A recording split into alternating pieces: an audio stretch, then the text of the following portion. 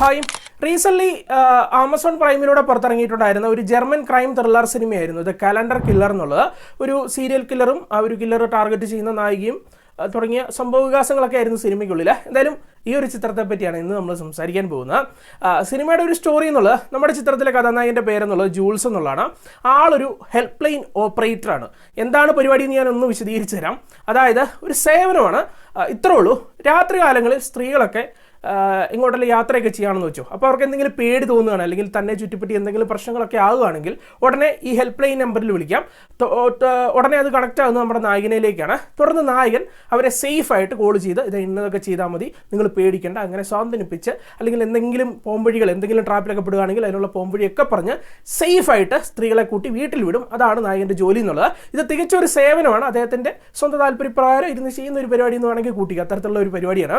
അങ്ങനെ ഇരിക്കുക ഒരു രാത്രിയിൽ, അത് കറക്റ്റ് പറയുകയാണെങ്കിൽ ഡിസംബർ 6-ാം തീയതി നമ്മുടെ നായകനെ കോൾ ചെയ്യാണ്. നായകനെ വിളിച്ചിട്ട് പറയുന്നു, ഞാനിന്ന് മരണപ്പെടാൻ പോവുകയാണ്. നിങ്ങൾ കേട്ടിട്ട് കാണുമല്ലോ ദ കലണ്ടർ കില്ലർ എന്ന് പറയുന്ന ഒരു സീരിയൽ കില്ലർ.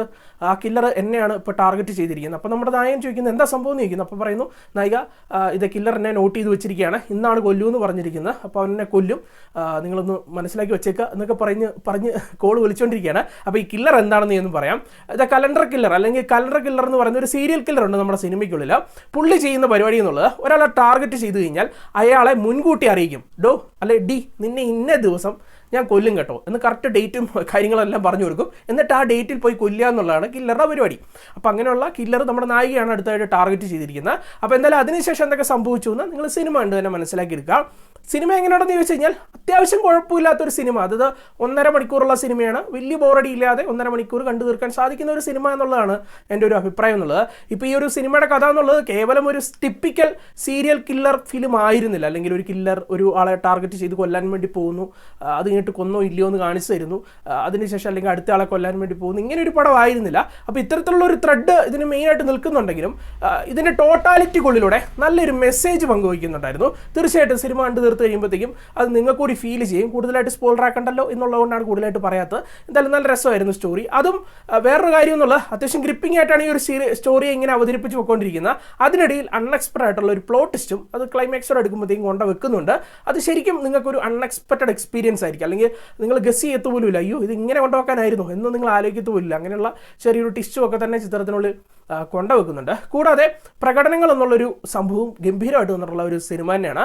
എസ്പെഷ്യലി നായകൻ്റെയും നായികയുടെയും കാര്യം തന്നെയാണ് പറയേണ്ടത്. രണ്ടു പേർക്കുമാണ് ഏറ്റവും കൂടുതൽ സ്പേസ് എന്നുള്ളത്. അല്ലെങ്കിൽ കാണുന്ന ഒരു 95% ഫ്രെയിംസിൽ ഇവർ തന്നെയാണ്. നല്ല രസമായിട്ടാണ് രണ്ടുപേരും ആ ക്യാരക്ടേഴ്സിനെ ചെയ്തു വെച്ചിട്ടുണ്ടായിരുന്നത്. കൂടാതെ ടെക്നിക്കലി നോക്കിക്കഴിഞ്ഞാലും അത്യാവശ്യം ഇമ്പ്രസീവ് ആയിരുന്നു. അത് നിങ്ങൾക്ക് പറ്റുമെങ്കിൽ ഒരു ഹോം തിയേറ്ററിലൊക്കെ ഈ ഒരു സിനിമ ഇരുന്ന് കാണാം. അത്തരത്തിലുള്ള കുറേ സംഭവങ്ങൾ അല്ലെങ്കിൽ നല്ല എക്സ്പീരിയൻസ് നൽകുന്ന സംഭവങ്ങളൊക്കെ ഈ ഒരു സിനിമയ്ക്കുള്ളിലുണ്ടായിരുന്നു. എസ്പെഷ്യലി ചിത്രത്തിൻ്റെ മ്യൂസിക് വർക്കൊക്കെ തന്നെ ഗംഭീരമായിട്ടാണ് നിന്നിട്ടുണ്ടായിരുന്നത്. നല്ല കിഡുമായിട്ടാണ് സിനിമാറ്റോഗ്രഫി കാഴ്ച നിന്നിട്ടുണ്ടായിരുന്നത്. അത്യാവശ്യം സ്റ്റണ്ണിങ് ആയിട്ടുള്ള എഡിറ്റിംഗ് വർക്ക് ഉണ്ടായിരുന്നു. ഇങ്ങനെയുള്ള കാര്യങ്ങളൊക്കെ ചിത്രത്തിനുള്ളിൽ നിങ്ങൾക്ക് ഫീൽ ചെയ്യാൻ സാധിക്കും. മൊത്തത്തിൽ പറയുമ്പോഴത്തേക്കും ഞാൻ ഒരിക്കലും ഇതൊരു മസ്റ്റ് വാച്ച് സിനിമയെന്ന് ഞാൻ പറയുന്നില്ല. അതിനുള്ള റീസൺ എന്നുള്ളത് ശരിക്കും പറഞ്ഞാൽ ഞാൻ ആദ്യം അവസാനം അത് പടം തുടങ്ങി അവസാനം വരെ ഞാൻ ഒറ്റ ഇരിപ്പിൽ കണ്ടു തീർത്ത ഒരു സിനിമയാണ്. പക്ഷേ കണ്ടു തീർത്ത് കഴിഞ്ഞപ്പോഴത്തേക്കും ഒരേ ഒരു കാര്യത്തിൽ എനിക്കൊരു വിയോജിപ്പ് തോന്നി. വേറെ ഒന്നുമല്ല, ഈ കില്ലറിൻ്റെ ക്യാരക്ടർ എന്നുള്ളത് കുറച്ചുകൂടി എസ്റ്റാബ്ലിഷ് ചെയ്യാമായിരുന്നു, അല്ലെങ്കിൽ എക്സ്പ്ലെയിൻ ചെയ്യാമായിരുന്നു കഥയ്ക്കുള്ളിലൂടെ അല്ലെങ്കിൽ സിനിമയ്ക്കുള്ളിലൂടെ എന്നുള്ളൊരു ചെറിയൊരു അഭിപ്രായം എനിക്ക് തോന്നി. കാരണം എന്ന് വെച്ച് കഴിഞ്ഞാൽ സിനിമ ക്ലൈമാക്സോടെ എടുക്കുമ്പോഴത്തേക്കും നായകൻ്റെ മോട്ടീവ് എന്താണ്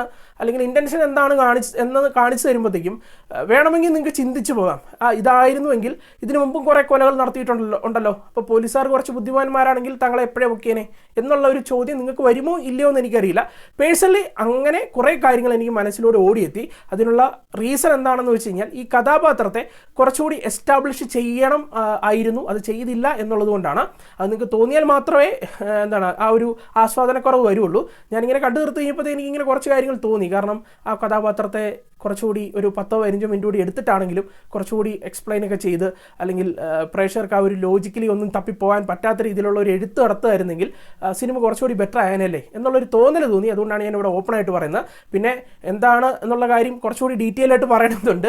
അത് പറഞ്ഞു കഴിഞ്ഞാൽ സിനിമ വലിയ സ്പോയിലർ ആയി പോകും, അല്ലെങ്കിൽ കാണുമ്പോൾ നിങ്ങൾ ആസ്വാദനത്തെ ശരിക്കും ബാധിക്കും. അതുകൊണ്ടാണ് നമ്മൾ അവിടെയും തൊടാതെ ഇവിടെയും തൊടാതെയൊക്കെ പറയുന്നത്. എന്തായാലും കണ്ടു നോക്കുക. ഒരു വലിയ എക്സ്പെക്ടേഷൻ കൊടുക്കാതെ പോകുന്ന ഒരു പ്രേക്ഷകന് അത്യാവശ്യം തരക്കേടില്ലാത്ത ഒരു ക്രൈം ത്രില്ലർ ചിത്രം കണ്ടു എന്നുള്ള ഒരു സംതൃപ്തി തീർച്ചയായിട്ടും നൽകുമെന്നുള്ളത് തന്നെയാണ് എൻ്റെ ഒരു വിശ്വാസം. പിന്നെ ഈ ഒരു സിനിമ ഫാമിലി ആയിട്ട് റെക്കമെൻഡ് ചെയ്യുന്നില്ല. കാരണം അത്തരത്തിലുള്ള കുറച്ച് വിഷയങ്ങളും കാര്യങ്ങളൊക്കെ തന്നെ ചിത്രത്തിനുള്ളിൽ ഉണ്ടാകും. അതുകൊണ്ട് തന്നെ മെച്യൂർ ആയിട്ടുള്ളവർ തന്നെ ഇരുന്ന് കാണാനും കൂടെ ശ്രമിക്കുക. എന്തായാലും ഈ ഒരു സിനിമയ്ക്ക് ഏറ്റവും കുറഞ്ഞതാണ് 6.5 ഔട്ട് ഓഫ് 10 ആണ് നൽകുന്നത്. 10/6 നമ്മളോട് ചോദിച്ചു കഴിഞ്ഞാൽ ഒന്ന് തീർച്ചയായിട്ടും പോയി കണ്ടു നോക്കാം എന്നുള്ളത് തന്നെയാണ് എൻ്റെ ഒരു അഭിപ്രായം എന്നുള്ളത്. ബട്ട് ഞാൻ ഈ പറഞ്ഞ പോലെ തന്നെ ക്ലൈമാക്സിൽ എടുക്കുമ്പോഴത്തേക്കും ഇങ്ങനെ ഒരു ചോദ്യങ്ങൾ കുറച്ച് ഒരു ലോജിക്കലി ചിന്തിച്ച് നോക്കി കഴിഞ്ഞ് കഴിഞ്ഞാൽ കുറച്ചുകൂടി ബെറ്റർ ആക്കേണ്ടതല്ലായിരുന്നു എന്നൊക്കെ തോന്നുന്ന തരത്തിലുള്ള കുറച്ച് ചോദ്യങ്ങൾ നിങ്ങൾ കുറച്ച് പേർക്കെങ്കിലും ഉണ്ടായേക്കും. അത് ഞാൻ ഇവിടെ ഓപ്പൺ ആയിട്ടും പറയുന്നു. എങ്കിലും ഒന്ന് ട്രൈ ചെയ്ത് നോക്കാം കേട്ടോ. ഓക്കെ, എന്തായാലും നമുക്ക് മറ്റൊരു സിനിമയുടെ വിശേഷമായിട്ട് വീണ്ടും കാണാം. ബൈ.